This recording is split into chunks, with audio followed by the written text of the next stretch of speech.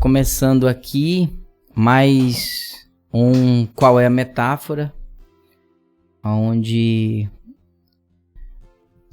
batemos um papo, dialogamos e de alguma forma procuramos fazer reflexões sobre os acontecimentos da vida e como que eles falam, né? Como que eles trazem lições e quais são essas lições que estão embutidas, né? Qual é a mensagem que a vida está passando, que a vida nos passa embutida nos acontecimentos e nas coisas que afetam a nossa vida.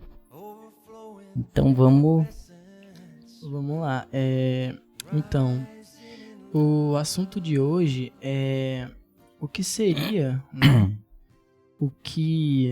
Qual a metáfora que o universo está mandando para todos nós nesse momento de pandemia, né? Quais são os aspectos que nós devemos ficar atentos e o que ele quer nos ensinar com isso, né? E é isso. Muito bem.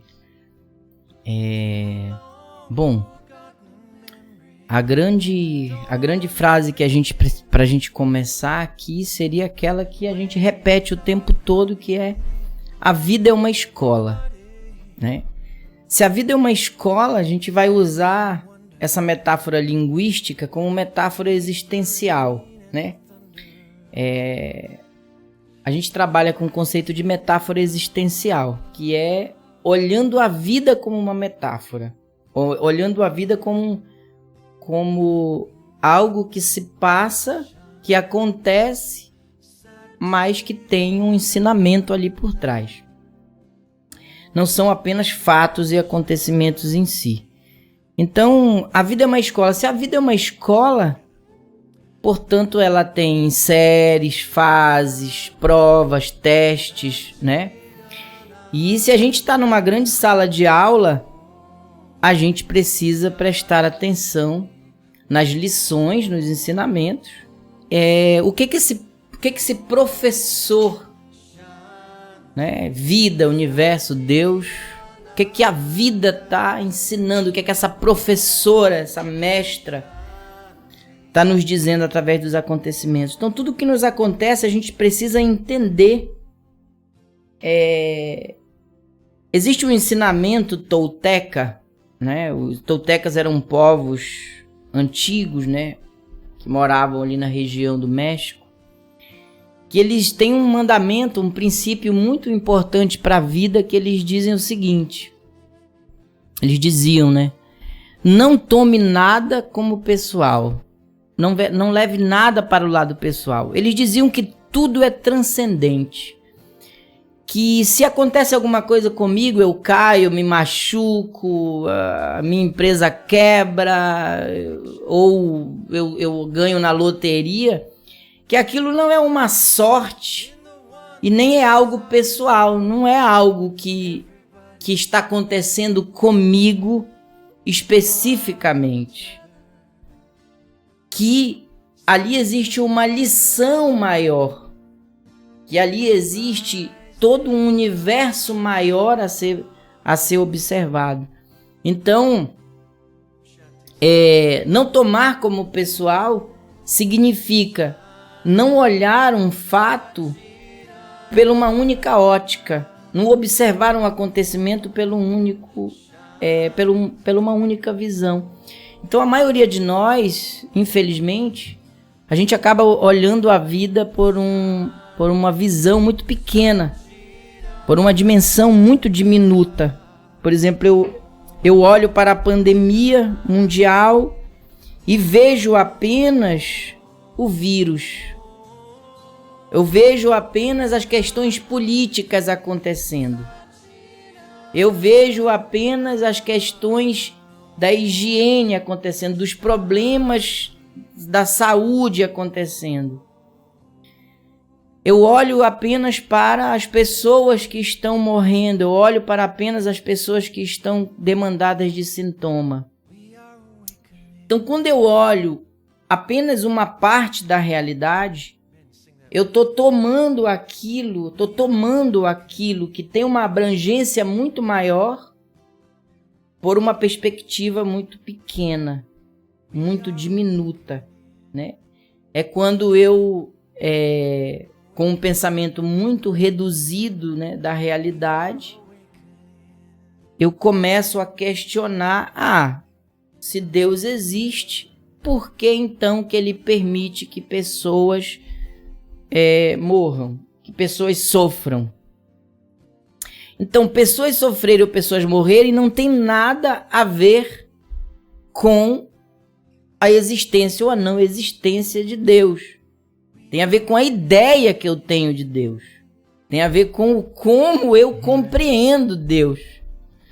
Então, quando a gente olha para a realidade de hoje apenas pela perspectiva material, né? E a gente precisa se libertar. Um dos conceitos que o pensamento filosófico traz, que Cristo, por exemplo, falava, que era o conceito de libertação.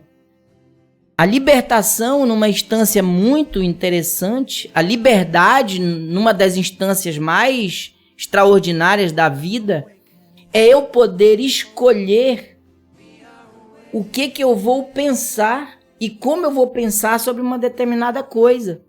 Eu escolho como que eu enfrento determinada situação. Essa é a última das liberdades humanas, segundo Viktor Frankl, que é o poder decidir como reagir e o que sentir diante de uma situação. Então, pandemia mundial significa, primeiro, que alguma coisa, alguma lição, não mais para o campo individual, mas para o campo global, para o universo mundial, um recado para a humanidade como um todo está sendo dada.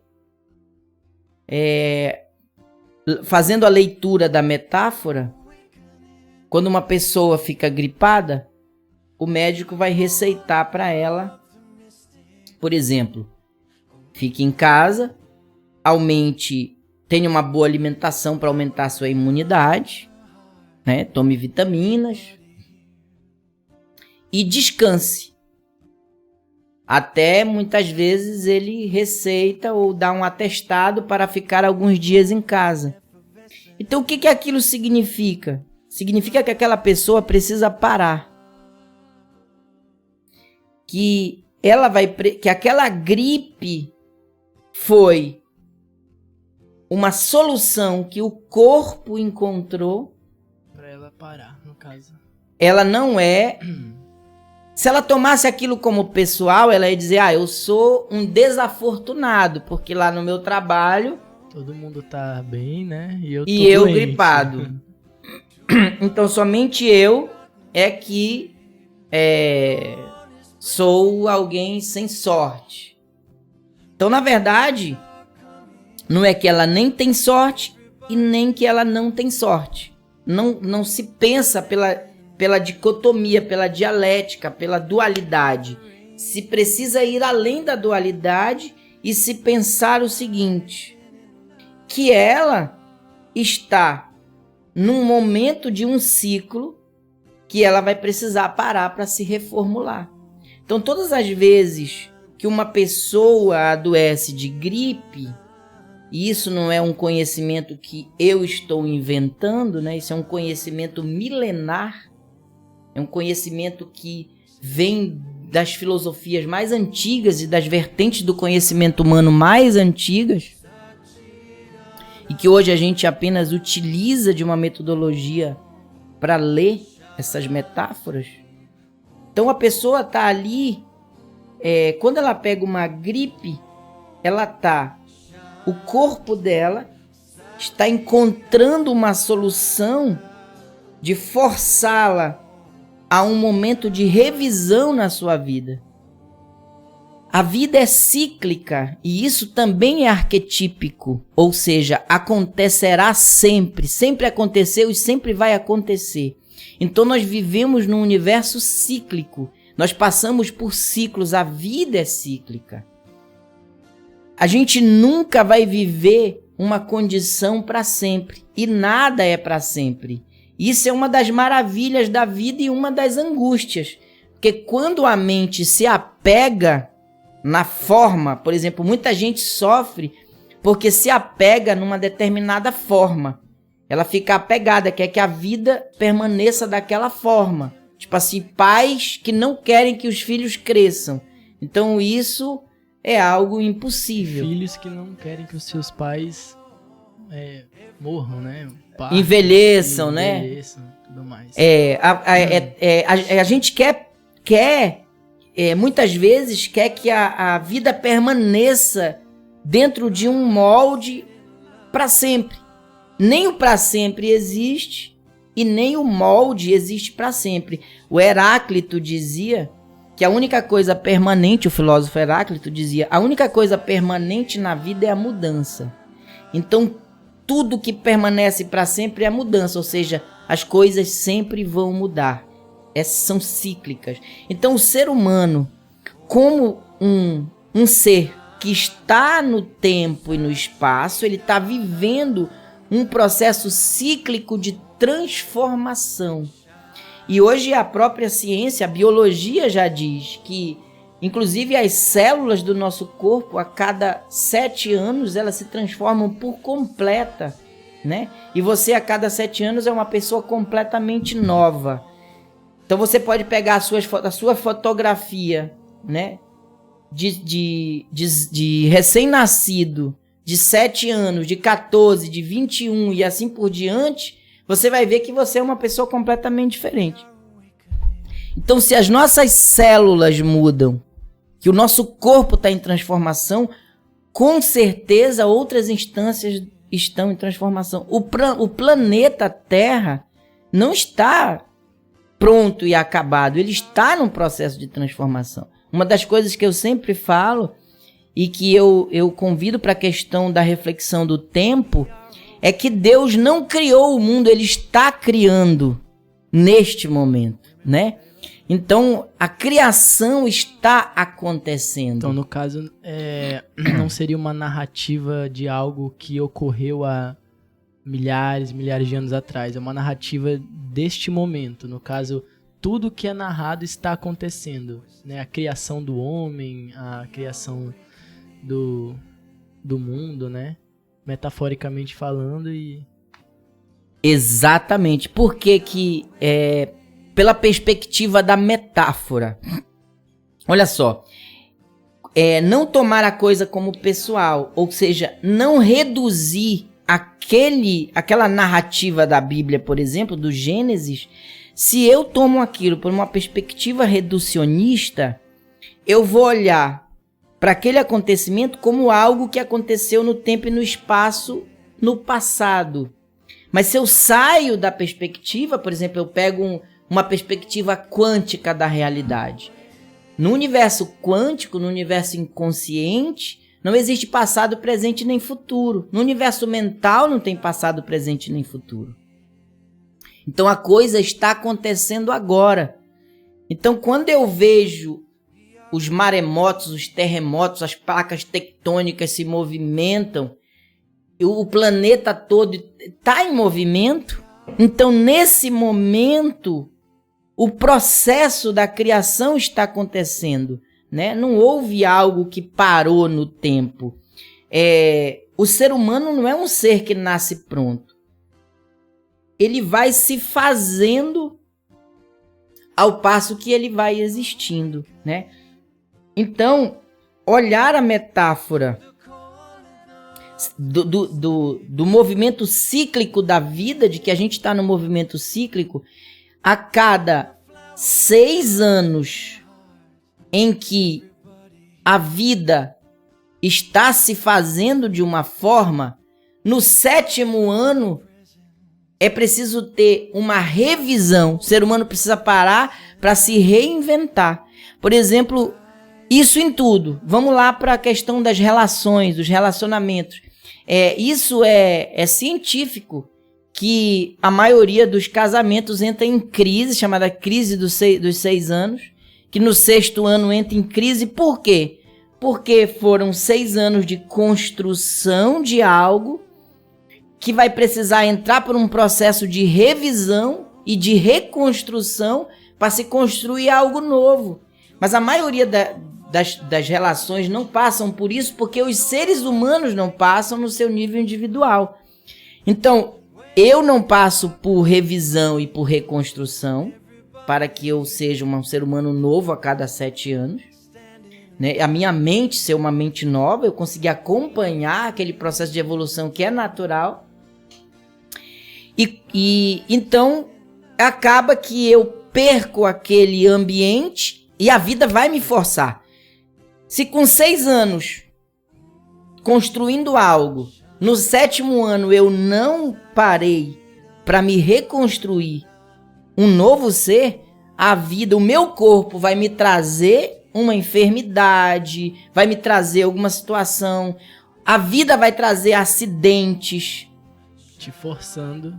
Igual a história da águia, né? Igual a história da águia. Forçando para que você tire um tempo para se reconstruir. Não acontecendo isso no âmbito pessoal, as relações vão começar a colapsar. Também vão tudo entrar em colapso, caos e ordem. Isso é padrão no universo, caos e ordem, caos e ordem, caos e ordem. Então o ser humano ele precisa de tempos em tempos se recolher para se perguntar quem ele é naquele momento, não importa. Você se perguntou ontem, a principal coisa da vida é a busca por quem nós somos. Sócrates, com 70 anos, ele dizia... Perguntavam para ele por que ele não se tornava um investigador da natureza, um estudioso das fábulas. Ele dizia, mas como? Se eu ainda nem me conhecia, eu preciso continuar me perguntando quem sou eu. Então, por que ele se perguntava diariamente quem ele era? Porque a resposta que ele teve ontem sobre quem ele era precisa ser atualizada hoje, porque tudo que ele viveu no espaço e no tempo já modificou. Então ele é um novo ser hoje, já acrescentou coisas, já perdeu outras, houve dimensões neles que morreu, houve dimensões que renasceu, então ele precisa se perguntar novamente para atualizar. É uma atualização de software. Isso a gente consegue ver plenamente também na música, né? No ramo artístico. A gente percebe que um certo grupo, uma banda ou até um cantor, qualquer cantor, cantora, ele começa a carreira de um jeito e aí daqui uns anos ele tá totalmente de outro jeito. O pessoal acha que o fulano se vendeu, mas às vezes é um processo mesmo interno da pessoa que ela tem que se reinventar, né? Senão acaba ficando para trás em vários sentidos, né? Exatamente. O que acontece com a morte, por exemplo? Morrer é o fim. Morrer não é um único acontecimento. Na vida nós passamos por várias etapas de morte que são as desconstruções e o desapego com padrões estabelecidos.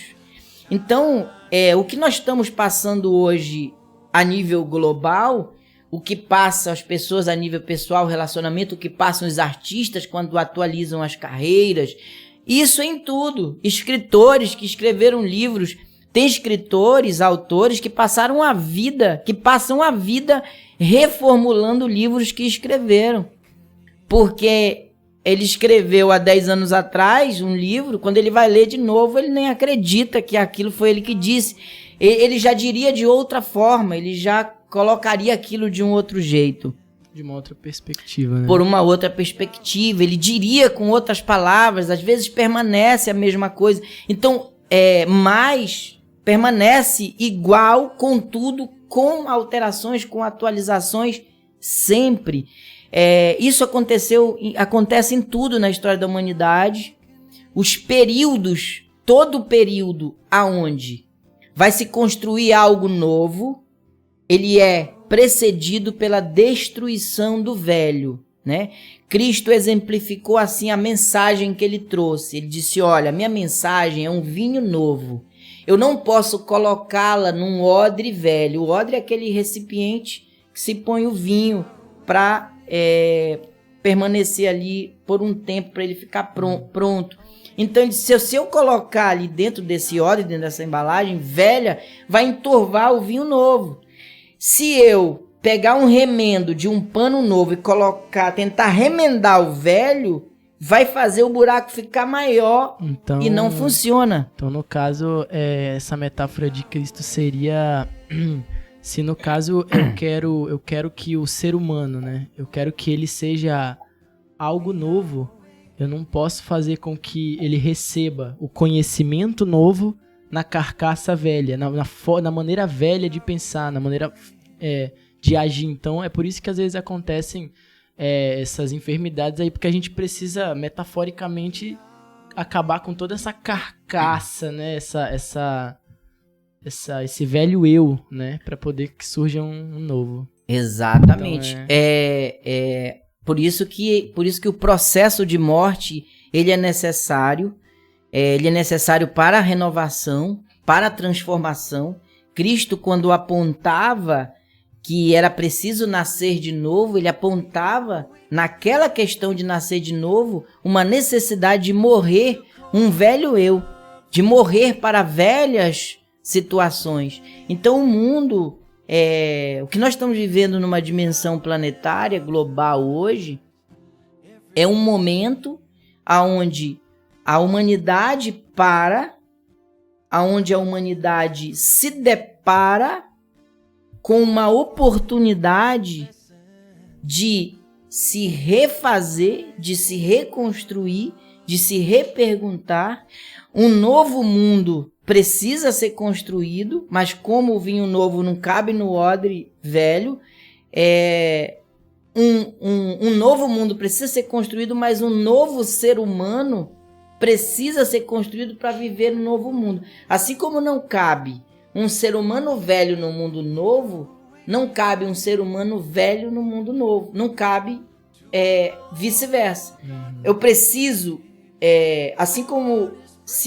como que eu vou construir um mundo novo e colocar dentro dele um ser humano com a mentalidade antiga, um ser humano velho? Ele vai destruir o mundo novo. Se eu pego o ser humano novo e coloco dentro do mundo velho, esse mundo velho vai matar esse novo ser humano. Então o que está acontecendo hoje é que muita gente começou o seu processo de transformação, de se tornar um novo ser humano. Ele já não se sente mais, ele já não cabe mais dentro desse velho mundo. Já tem gente no mundo inteiro trabalhando para construir um mundo novo a partir de um novo eu, de uma nova mentalidade. E essa grande escola, esse grande professor fez o mundo parar para ensinar, para colocar dentro de uma sala de aula, ensinar uma lição, ensinar a se perguntar quem ele é, convidá-lo para ficar em casa, dentro da casa interior, dentro da casa, conviver, aprender a se olhar. Ele não tem para onde fugir, ele não tem para onde escapar. Cada um está vivendo dentro do seu próprio contexto. Alguns que não pararam, precisam estar na ativa, eles estão olhando já para essa perspectiva. Cada um está vivendo o seu momento, parando de alguma forma para olhar para algum lado, para se refazer.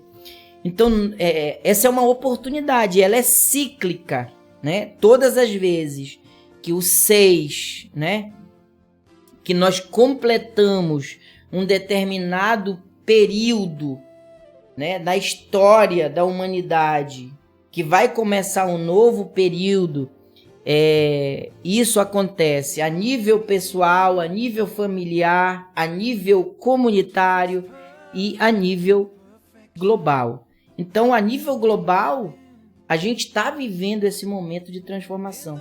É uma oportunidade, chegou o ciclo, né? Então, chegou o ciclo, é hora de parar, é hora de refletir, é hora de se perguntar quem a gente é e é hora de construirmos um novo eu, uma nova perspectiva para um mundo novo que está sendo preparado aí para nascer. A gente vai olhar para o mundo antigo, a gente vai olhar para esse mundo que ainda está aí e ele vai roer de alguma forma, vai cair, né? Ele vai entrar em processo de desconstrução. Então nós vamos olhar para ele e vamos entender que na verdade não se casa mais, não se encaixa mais o novo homem para o velho mundo.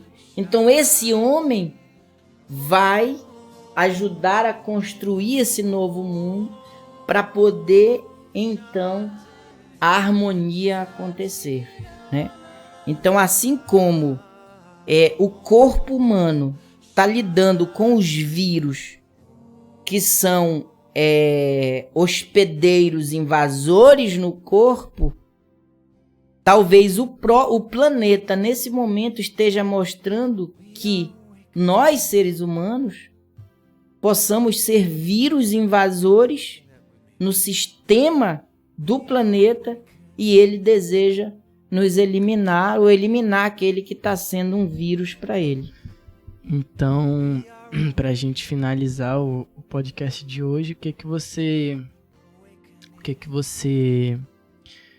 sabe, o que você deixa aí para as pessoas que estão nos assistindo, para que elas possam, né, prestarem mais atenção nesse momento, né, e perceberem que esse não é um momento pessoal, né, não é para enxergar a questão pessoal que pode ter afetado os meus negócios, as minhas economias, é um momento de evolução para todos. Então, você poderia dar uma mensagem aí pra gente ficando por aqui. Bom, tudo que eu posso entregar é a pergunta, porque tudo começa com a pergunta, né? No princípio era o verbo, e o verbo estava com Deus, e o verbo era Deus. Portanto, se o verbo, eu uso a palavra verbo como a pergunta. Se no princípio a pergunta estava com Deus e era Deus, tudo começa com o verbo, com a pergunta. Eu preciso fazer duas perguntas fundamentais. Parar e perguntar, mas não perguntar para fora, não perguntar para a mente, perguntar para o coração, perguntar para dentro. Parar e se perguntar: quem sou eu? Quais as consciências que eu preciso ter sobre o que eu estou vivendo e sobre o que eu estou passando hoje? E o que eu posso fazer para mudar ou para ajudar a transformar o mundo? O que eu posso contribuir para ajudar a construir um novo mundo?